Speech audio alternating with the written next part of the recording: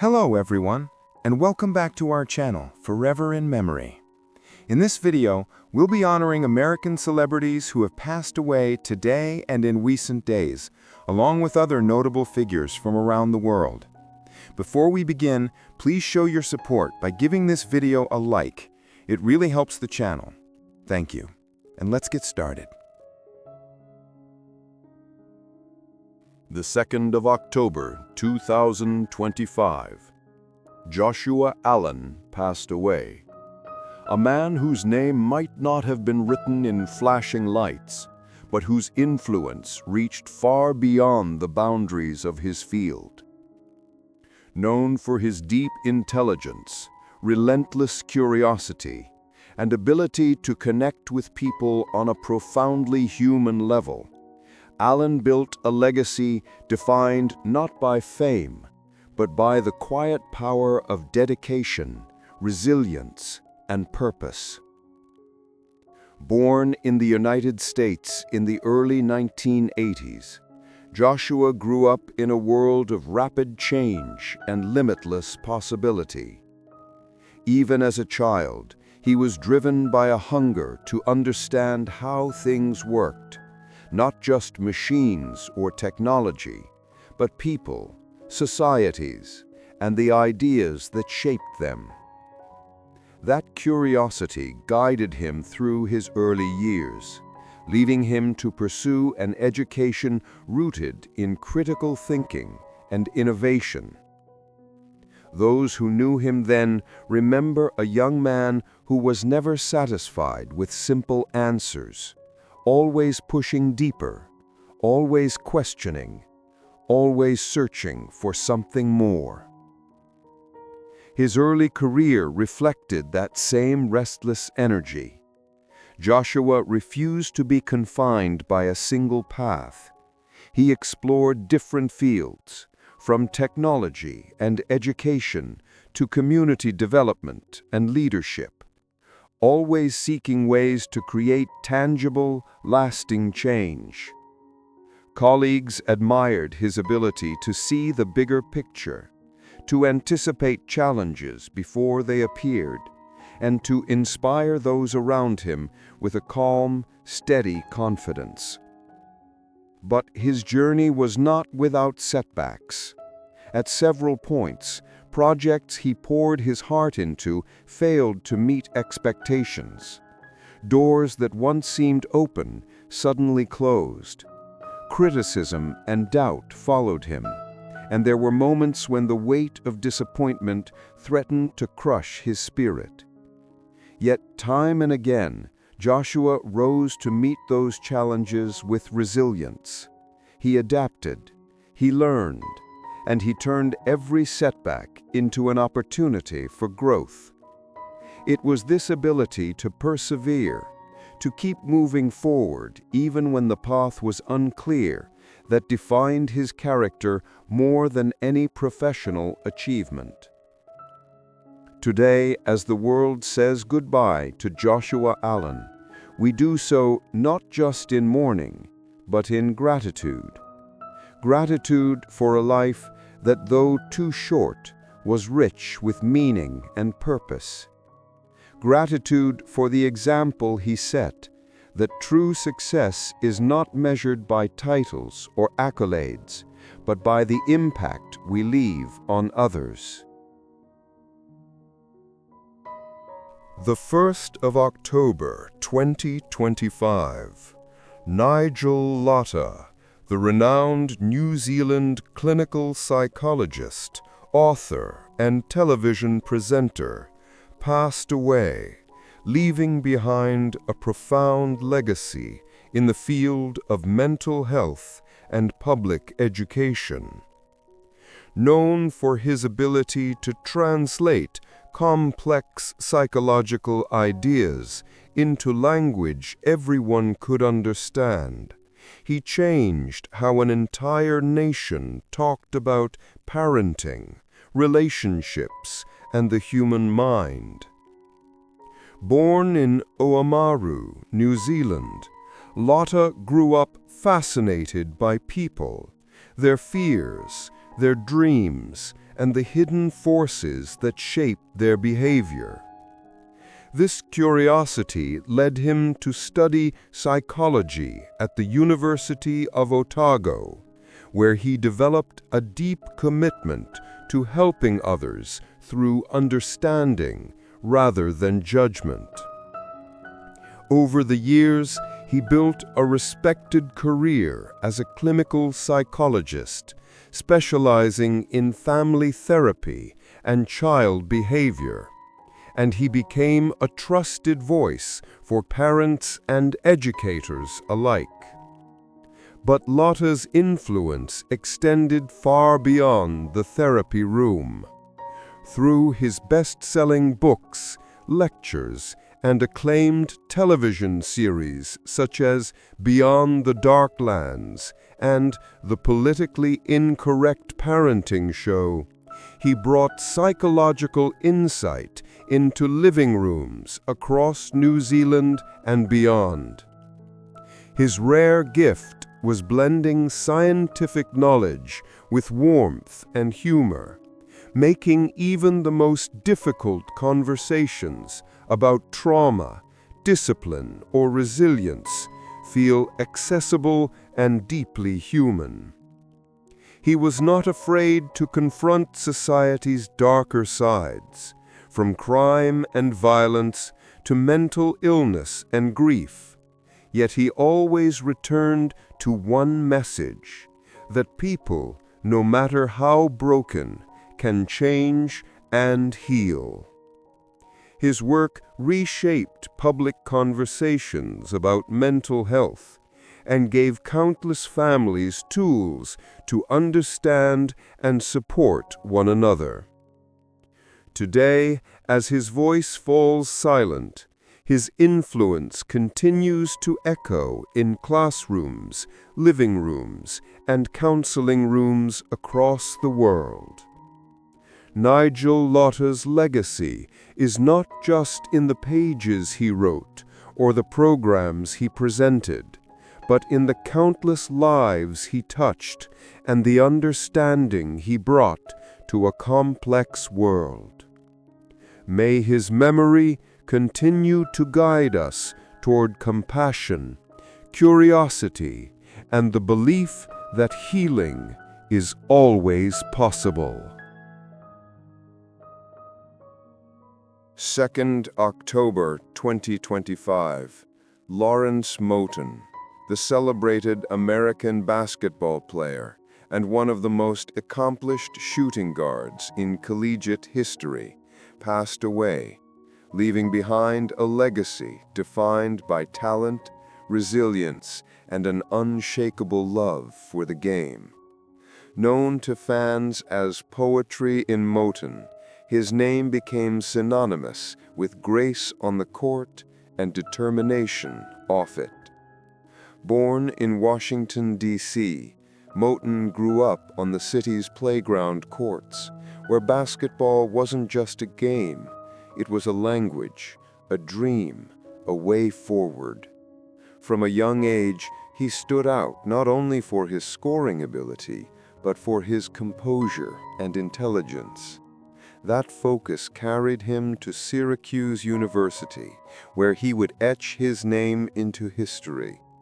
During his time with the Orange, Moten became the all-time leading scorer in both Syracuse and Big East history, a record that still stands as a testament to his consistency and brilliance.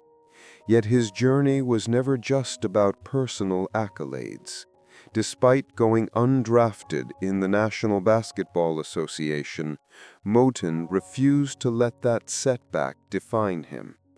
He carved out a professional career that spanned the Continental Basketball Association, the NBA, and international leagues, showing that passion and perseverance matter more than the spotlight. His time with the Vancouver Grizzlies proved that his skills belonged at the highest level, and his leadership, both on and off the court, inspired countless young athletes to chase their own dreams relentlessly. Off the court, Moten remained deeply committed to his community. He devoted himself to mentoring youth, using basketball as a tool to teach discipline, teamwork, and hope. For him, success was never just about points or trophies. It was about lifting others and giving back to the game that had given him so much. 1st October 2025. Renato Casaro, the legendary Italian illustrator whose breathtaking film posters defined an era of cinema, passed away, leaving behind a legacy of art, imagination, and timeless storytelling. His work was more than promotion. It was pure visual poetry, capturing the soul of the movies he loved and translating it into images that still ignite wonder decades later. Born in Treviso, Italy, in 1935, Casaro's journey into art began with a sketchbook and an obsession: the magic of cinema. As a boy, he would stand outside theaters, mesmerized not just by the films themselves, but by the posters that advertised them. Bold, dramatic windows into worlds he longed to enter. By his 20s, that fascination had turned into a career, and soon his name became synonymous with some of the most iconic artwork in film history. From Hollywood blockbusters to European masterpieces, Casaro's brush brought stories to life long before the opening credits rolled. His posters for classics like Conan the Barbarian, The Last Emperor, Dances with Wolves, and countless spaghetti westerns were more than advertisements. They were part of the cinematic experience itself. Directors sought him out, producers trusted his vision, and audiences around the world recognized his unmistakable style: epic, emotional, and deeply human. But behind every masterpiece was a man devoted to his craft. He painted with an almost cinematic eye, often watching films multiple times before putting brush to canvas. He believed a poster should not simply show a scene, it should capture the spirit, the heartbeat of a story. Even in an era of digital design, his hand-painted art stood apart, timeless in its beauty and power. October 1, 2025. Pablo Guerrero, one of Spain's most poetic and influential singer-songwriters, passed away, leaving behind a legacy woven from words, melodies, and the quiet power of a voice that spoke directly to the human soul. For more than 5 decades, his music was not just heard, it was felt, like a whisper of wind through the olive trees or a heartbeat beneath the vast Iberian sky. Born in Esparragosa de Lares, Extremadura, in 1946, Guerrero grew up in a landscape of silence and song, a Spain still marked by its past, but yearning for change. From an early age, he understood that music could be more than entertainment. It could be resistance, memory, and hope. When he first picked up a guitar, he was not dreaming of fame. He wanted to tell stories, of villages forgotten by time, of love that survived hardship, of freedom that had not yet arrived. His breakthrough came in the 1970s, when songs like A Cántaros became anthems for a generation longing for democracy and a voice. Guerrero's lyrics were subtle yet profound. They spoke of rain and rivers, but everyone knew they meant change and rebirth. He sang of ordinary people, farmers, workers, lovers, with the tenderness of a poet and the courage of a truth-teller. And though his music was deeply Spanish, its soul was universal. It spoke to anyone who had ever hoped, suffered, or dreamed. But Guerrero's journey was not easy. He faced censorship, political pressure, and the challenge of staying true to his art in a world that often preferred silence. There were moments of doubt, years when his songs were pushed to the margins, yet he never abandoned his path. "I sing because silence is too heavy," he once said. And so he sang, through changing times and shifting tastes, always faithful to the essence of his craft. As the decades passed, his work evolved, more introspective, more experimental, but it never lost its heart. Whether exploring jazz influences, setting poetry to music, or returning to his folk roots, Guerrero remained a storyteller first and foremost. His concerts felt less like performances and more like conversations, intimate, honest, deeply human. October 1, 2025. Gabriel Loubiet, a respected Canadian politician and businessman who left an indelible mark on Quebec's political and economic landscape, passed away, remembered as a figure of integrity, determination, and unwavering commitment to public service. His name may not have been shouted from every podium, but those who followed Quebec's political evolution in the 20th century know how deeply his work shaped the province's path. Born in Quebec City in 1938, Loubiet grew up during a time of profound social and political transformation in Canada. From an early age, he was drawn to the complexities of governance and the power of public policy to shape society. After studying economics and immersing himself in the issues that defined his era, he entered politics not as a careerist, but as a believer, someone who truly felt that government could be a force for progress and unity. His political rise came through the Union Nationale, a party that played a pivotal role in Quebec's mid-century history. Elected as a member of the National Assembly in the 1960s, Loubiet quickly distinguished himself with sharp intellect, pragmatic leadership, and a deep understanding of Quebec's evolving identity. He served as Minister of Tourism, Hunting and Fishing, and later as Minister of Industry, where he championed initiatives that strengthened the province's economy and promoted its rich cultural and natural heritage. But Loubiet's career was not without challenges. As Quebec entered the turbulent years of the Quiet Revolution, shifting ideologies and new political movements transformed the landscape.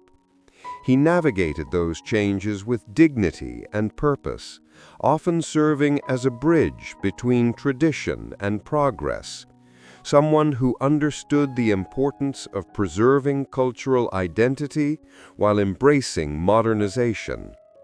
His voice was one of balance and reason during an era when political discourse was anything but. After stepping away from public office, Loubiet transitioned into the business world, where he continued to contribute to Quebec's development. He became a respected entrepreneur and advocate for economic growth, always emphasizing innovation, sustainability, and responsibility. Even outside the spotlight, his influence was felt in boardrooms, policy discussions, and community initiatives that bore the imprint of his thoughtful approach to leadership. Throughout his life, Gabriel Lubier remained deeply connected to the people he served.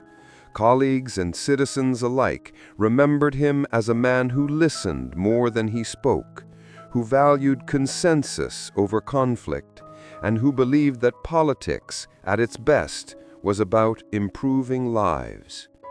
His work reflected a rare blend of pragmatism and idealism, a belief that progress could be both principled and practical. He was never supposed to be a star, at least not in the way the world came to know him. Larger than life, carved from steel, the embodiment of cinematic strength and discipline. In another universe, Dolph Lundgren might have lived his days quietly in a laboratory, solving complex equations and advancing the world of chemical engineering. But fate had a different plan. What began as an unlikely detour would lead him to become one of the most recognizable action heroes of his generation. A man whose presence on screen symbolized power, perseverance, and the relentless pursuit of self-reinvention. Born Hans Lundgren on November 3, 1957 in Stockholm, Sweden, Dolph grew up in a disciplined household where expectations were high and excuses were few. His father, an engineer, demanded excellence, and his mother, a language teacher, nurtured an intellectual curiosity that stayed with him for life. Yet beneath that structure, young Dolph carried something deeper, a quiet determination to prove himself, not just to his family, but to the world. As a boy, he was shy and introverted, often feeling overshadowed by others. But everything changed when he discovered martial arts.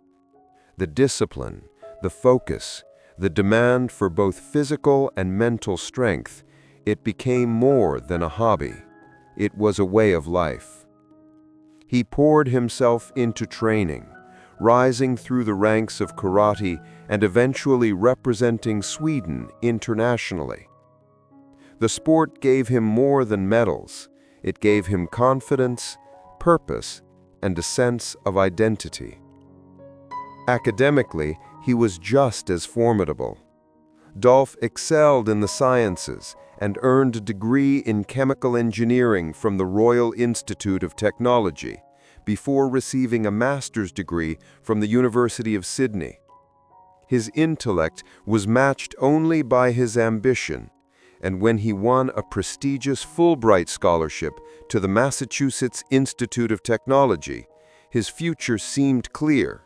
A brilliant career in science awaited. But destiny often works in unpredictable ways. While working as a bodyguard in New York to support himself, Dolph crossed paths with the world of entertainment, and it changed everything. A chance encounter led to a small part in the James Bond film A View to a Kill in 1985. It was meant to be nothing more than a footnote in his life, but that brief appearance caught the attention of casting directors. Within months, he was offered a role that would define his career and catapult him to global fame: the Soviet boxing machine Ivan Drago in Rocky IV. No one expected a chemical engineer from Sweden to become the face of Cold War cinema. But when Dolph stepped into the ring opposite Sylvester Stallone, audiences around the world were mesmerized. With only a handful of lines, he became an unforgettable presence, stoic, ruthless, and magnetic. "I must break you," his character growled, And with those 4 words, Lundgren was no longer just a scholar or a fighter. He was a star. That breakthrough would set the stage for one of the most remarkable careers in action cinema, a journey defined not just by muscle and might, but by intelligence, discipline, and a relentless drive to push beyond expectations. And yet, as iconic as Ivan Drago was, Dolph Lundgren's story was only beginning. The years that followed turned Dolph Lundgren from a breakout villain into a cornerstone of action cinema. Yet behind the imposing physique and steel-like stare was a man who constantly sought more meaning, more growth, more substance than the industry often allowed. He could have remained forever the silent brute, typecast as the muscle-bound antagonist, but Dolph was determined to prove that his story, like his mind, had far greater depth. Hollywood in the late 1980s and early 1990s was an arena built for men like him, towering figures who could carry a film with their physical presence alone.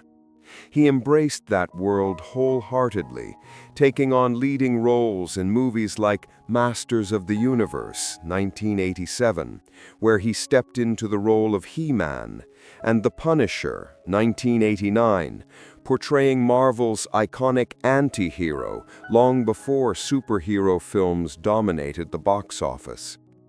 Films like Universal Soldier, 1992, and Showdown in Little Tokyo, 1991, cemented his status as a dependable action lead, and audiences around the globe came to associate his name with explosive fight sequences, stoic determination, and raw physical charisma. But even as the cameras rolled and his image graced posters in every corner of the world, Dolph wrestled with an internal conflict.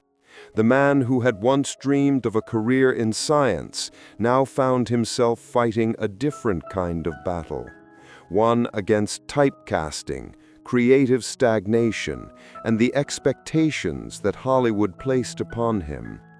"People see the muscles first," he once said in an interview, "but there's more to me than that." That desire to evolve pushed him beyond acting. Dolph turned to directing, writing, and producing, seeking projects that allowed him to shape narratives rather than simply star in them. His directorial debut, The Defender, 2004, revealed a thoughtful storyteller beneath the facade of genre filmmaking. It wasn't about proving something to critics, it was about proving something to himself. Life off-screen was no less dramatic. Fame brought opportunities, but also pressures, and at times, personal demons. The relentless pace of the industry took its toll on his relationships, and the persona he projected to millions often clashed with the quieter, more introspective man he was in private. Still, he never stopped reinventing himself. He earned a black belt in karate, competed internationally, and continued his academic pursuits, proving that strength comes in many forms: physical, intellectual, and emotional. As the years passed, a new generation discovered Dolph not just as a nostalgic icon, but as a resilient artist. His return to the mainstream with the Expendables franchise reminded audiences of why they had loved him in the first place, while also showcasing the maturity and nuance he had gained with time. He was no longer just Ivan Drago or He-Man. He was Dolph Lundgren, a man who had fought battles far beyond the silver screen and emerged stronger each time. Through triumphs and setbacks, he remained true to the same principles that had guided him since his days as a shy boy in Stockholm: discipline, perseverance, and an unshakable belief in transformation. And with every role, every film, every reinvention, he continued to challenge the world's idea of who he was, and perhaps, more importantly, who he could still become. Time, as it always does, softened the edges of Dolph Lundgren's story, revealing something far greater than the image that first made him famous. The world had known him as the embodiment of physical strength, the towering presence who could silence a room with a single glance. But those who looked deeper saw a man who had spent a lifetime building something far more enduring than muscle.